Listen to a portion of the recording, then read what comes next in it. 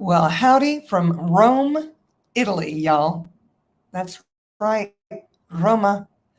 I didn't know I was going to be here either. It was one of those things. I decided last Wednesday night, purchased my ticket to fly out Thursday and didn't have a place to stay until Friday. And this place is amazing. This is the door out into the garden. I have cat friends, pussycat friends. Um, and yeah, it's an old converted castle, y'all. Evidently, in Italy, one can purchase a small castle. They've got it decked out in antiques. I got the whole place to my own self. And the story behind that is Wimbledon is in Roma, y'all. And guess what? You can't get you a hotel. They are very expensive. And I was actually even willing to do that. But there's a room to be had. So I lucked out. About 30 minutes away from the venue where we're doing the classes is this beautiful place. And I mean, gorgeous. How did I get so lucky? Yeah, so in Access Consciousness, we have a lot of specialty classes. And I have 3 of my own specialty classes, but I have 2 that are Access specialty classes. One is Relationships Done Different, and then there is Right Voice for You. So I'm here to renew my Right Voice for You certification. That is one of my favorite classes. It's like, I always like to say, it's like a Being You class on steroids. If you've ever read Dr. Dane's book, Being You, Changing the World, it's about, stepping into your, being you unapologetically. And then Right Voice takes it the next step and actually gives you tools to create being that, whether you're a performer or you're just trying to get along with your friends better, all the things.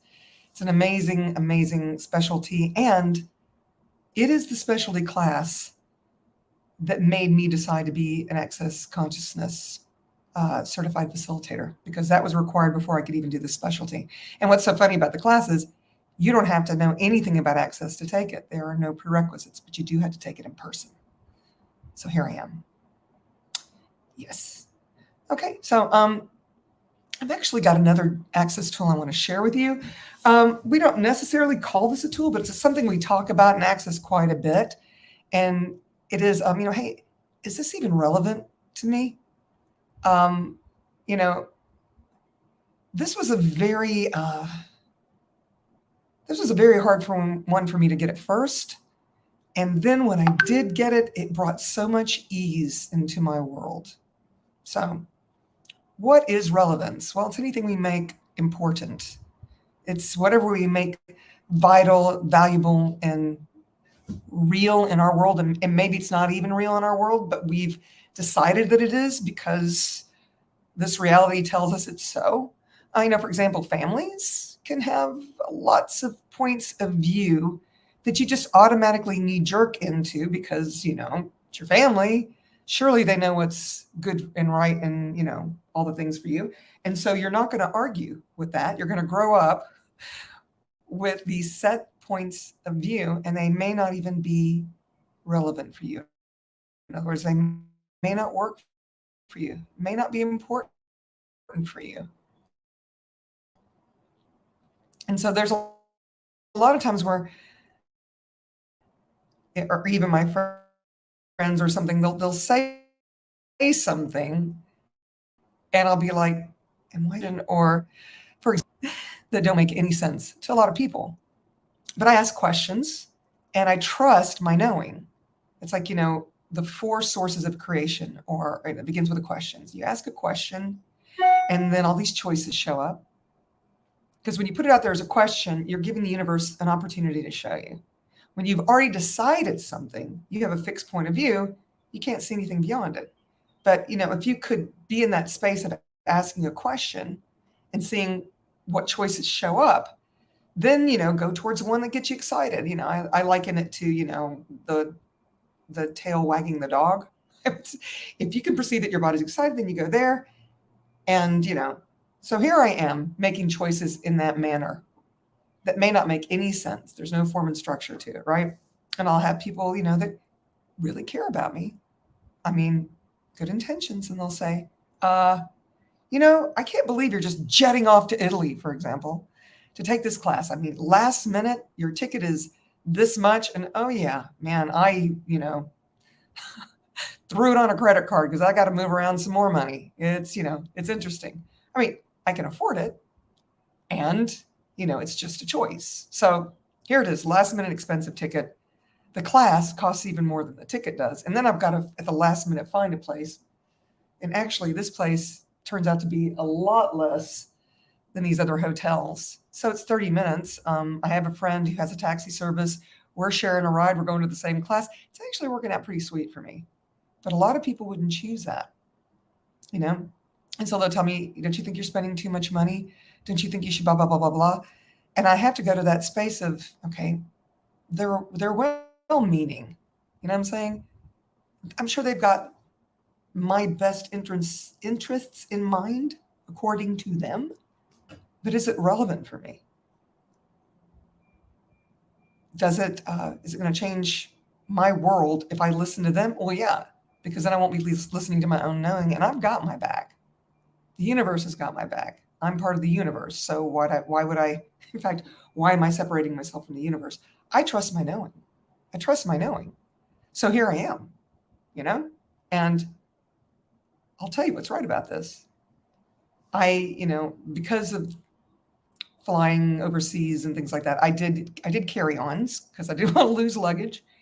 And I left on Friday because the class because I would get here on Saturday and the class starts on Monday. And I have been in situations where I've been stuck at an airport. We all have. It's a pain in the ass, but it happens sometimes.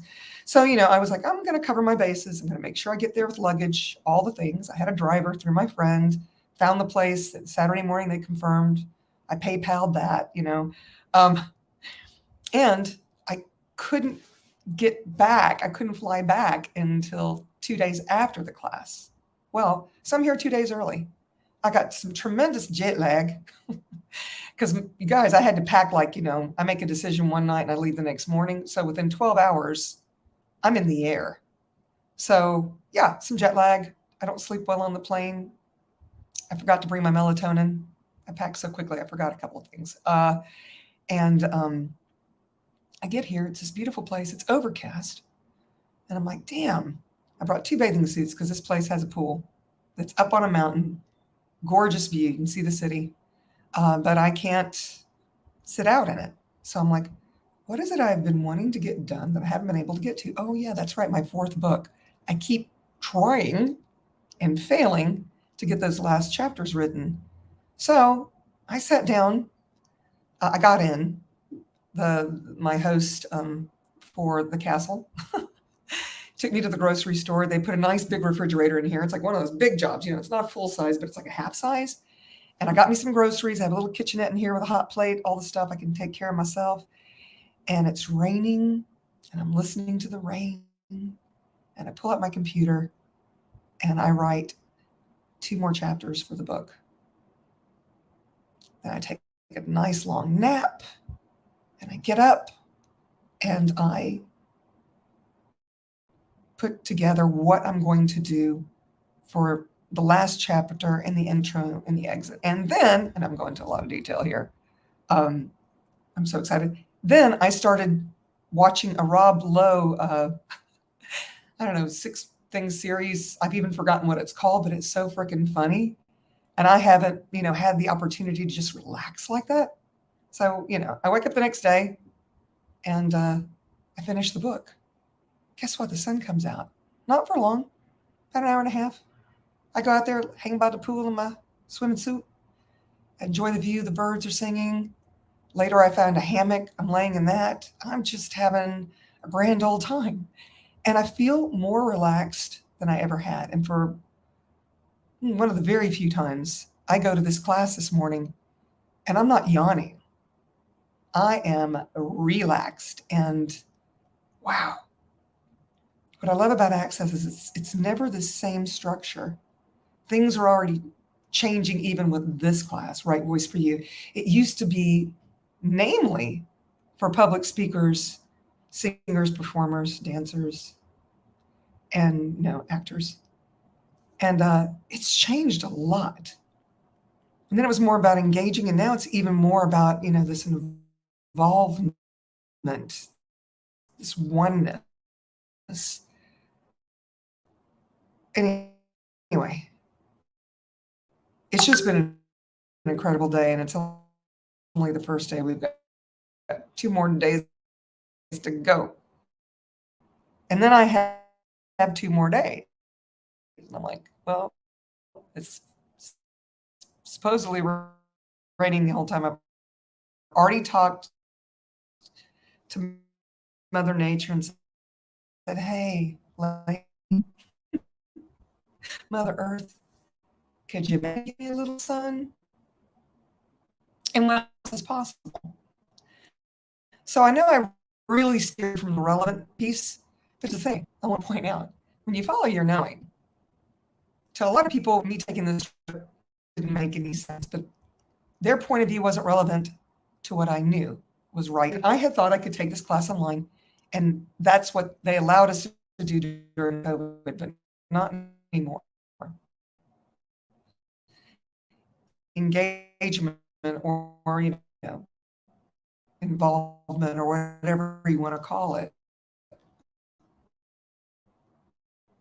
is a communion.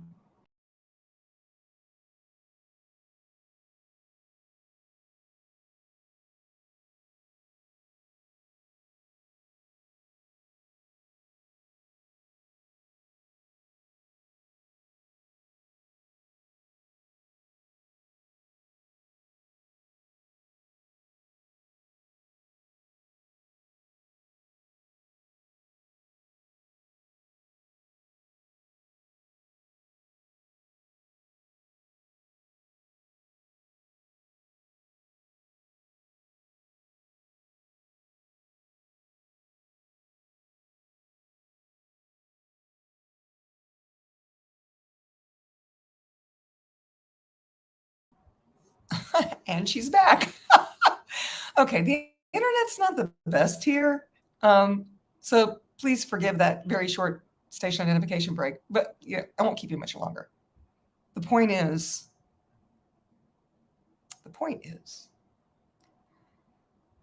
if it isn't real and true for you, why would you align and agree or resist and react?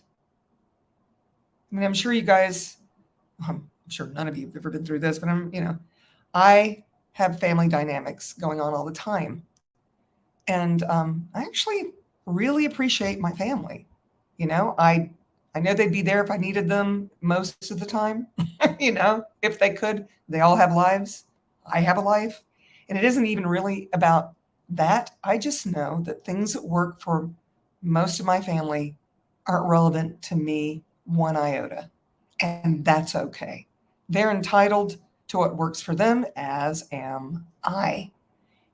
And if we could all just be in that space of allowance for someone to choose what they choose, even if you wouldn't choose it, I mean, who cares? It's not relevant.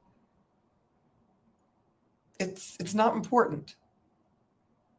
So why would you make it that way? And can you see how that could just really stir up your life, make you cranky pants? How much peace is there in the allowance of allowing everyone to have their points of view? So what? It's not relevant to you. Thank you so much for caring. You know, um, I mean, someone says, I'm praying for you. I'm like, thank you. I appreciate that. I don't even have to know why they're praying for me.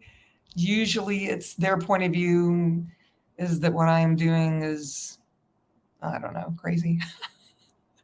We already know I'm crazy. And there ain't nothing wrong with that. So this is what I invite you to consider. The next time someone's trying to pull you into trauma drama or tell you who to be or how to act and all the things, how to dress, I don't care what it is. Ask if what they're asking of you is actually real and true for you. And is it even relevant to have dialogue about it? Because here's the thing. You're not going to be able to convince them why you're doing something. And do you really need a justification or a reason? Do you? Is it relevant? So just know that with their fixed points of view based on their history or family or whatever it is. They're just being themselves. And you don't have to let it get you all tied up in knots. So, like I said, the next time something is being impaled or directed to you with kindness, or maybe not so much kindness, you've got to ask, is it relevant to me? And then just see what your body does. Because for me, if it's not relevant, I feel this contraction like, no, girl, don't even waste your time. And then if it is relevant, I feel more expanded. I'm like, maybe I should look at this.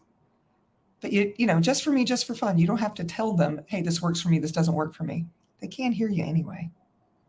And brings a lot more peace when you can be that space, not just for them, but for yourself.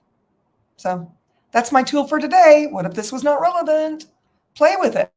Hey, and share with me what your experience is. I'm always very curious.